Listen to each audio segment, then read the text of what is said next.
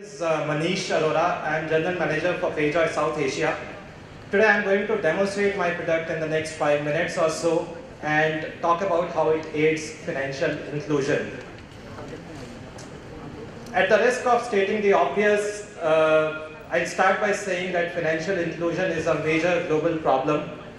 It affects roughly 50% of world's population, and when people they are not part of the financial system, they are not able to afford any productive assets. They can't really sort of upgrade their life, so to speak.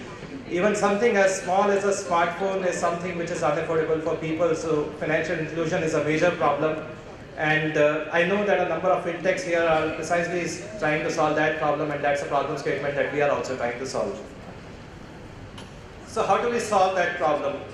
So imagine if there's a way to collateralize a smartphone, then what that would mean? That would mean that millions around the world who are carrying a smartphone in their pocket have a tiny bit of equity which they can use to become a part of the financial system. And also millions around the world who don't yet have a smartphone in their pocket but would want to have one, maybe to work as an Uber driver, maybe to work as a Swiggy delivery boy, maybe to do something on their own, a small enterprise of sorts.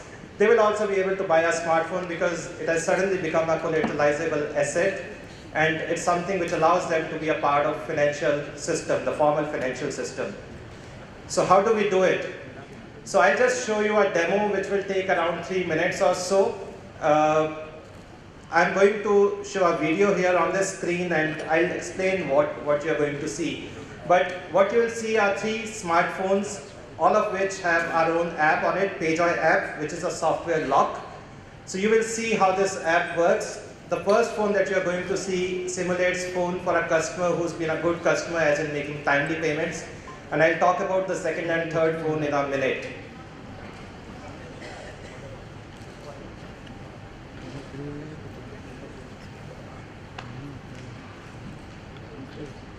Okay, so you can see that Payjoy app is installed on the phone. When you connect it, the first thing it will do is to check what's the status of the phone or the customer. So it says that there's credit remaining on this phone for 28 days, which means that this is a customer who should be treated like a customer who's a good customer making timely payments. So what this really means in practical terms is the phone should work like any other smartphone in the world.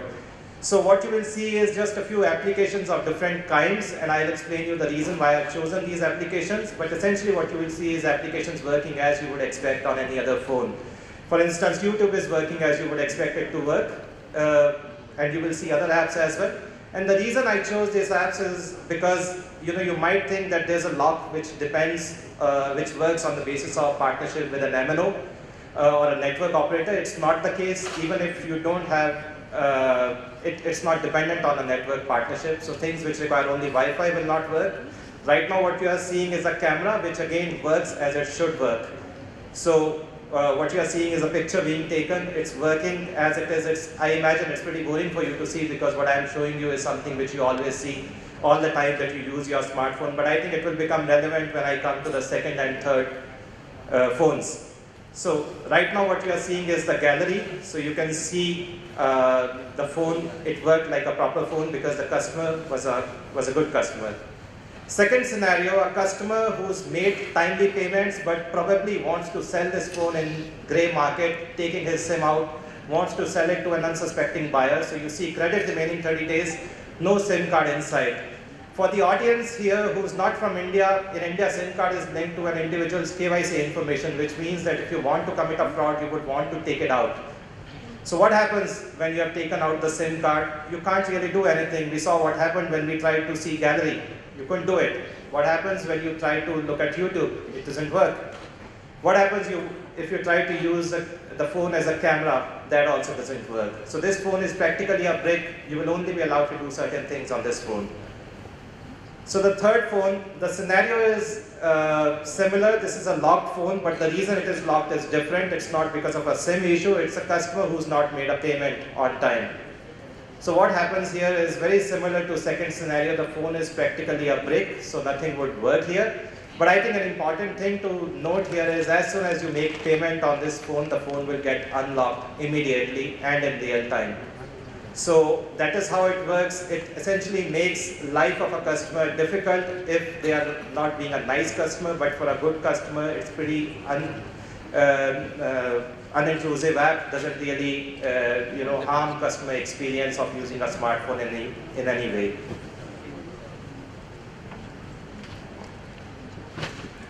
Okay, so here's my summary. Using our app, what we can do is to turn a smartphone into a collateral which can be used for financing of smartphones and through smartphones.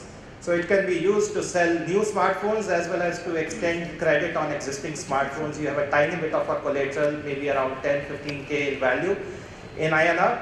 And a thing that I wanted to emphasize here is when we talk about financial inclusion, we usually talk about four things, four attributes. It should be useful, it should be affordable, it should be responsible, and it should be sustainable.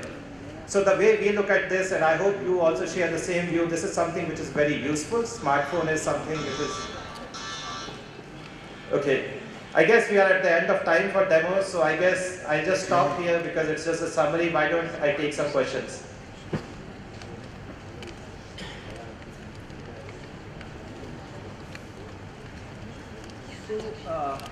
Yes, please. I'm sorry, sir, you are not audible. Could you please speak up or repeat the question? Is there a microphone that we can hand to the gentleman, please? Sure. Yes. How many sites? Yes. So the product is out in the market. We were set up in 2015, started in the US. Mexico is the largest market for us today. We are live in India as well. In addition, we are live in Indonesia.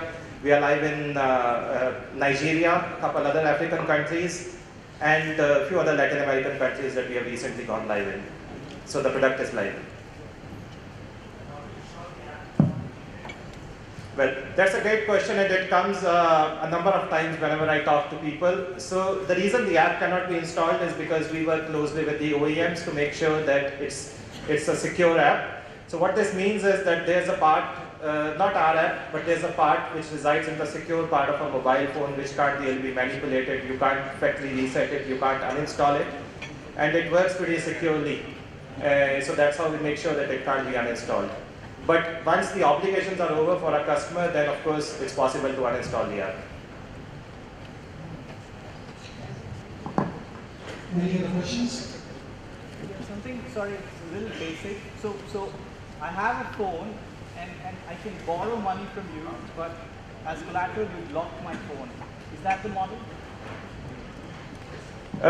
I'm sorry, you were not totally audible, but I guess I got part of your question. You are saying that you are a customer and you borrow loan against your existing smartphone, and then? Yeah, is that the model? Is that? Well, yes, that's the model, and the idea is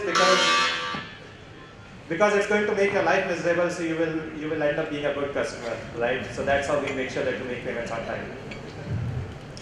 Thank you so much. Thank you, everyone. Come on, a big round of applause for the first demo.